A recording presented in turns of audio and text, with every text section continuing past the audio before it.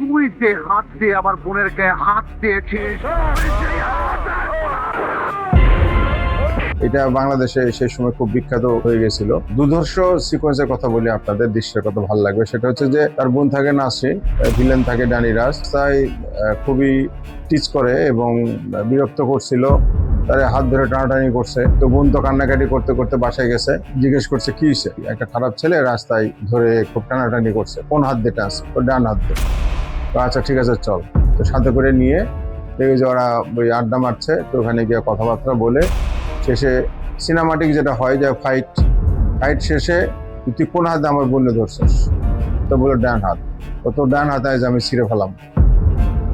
এই বাংলাদেশের মানুষ দেখবো যে এইসব খারাপ মানুষেরা, এইসব সমাজের শত্রু যারা, সমাজের যারা দুষ্ট লোক, তারা যদি কোনো মেয়ের দিকে কোনো হাত বাড়ায়, তাহলে আমার কথা আজ থেকে সবার মনে করবে যে যে যখন যে হাত ধরবে ওই হাত টেনে ছিঁড়ে ফেলাবে।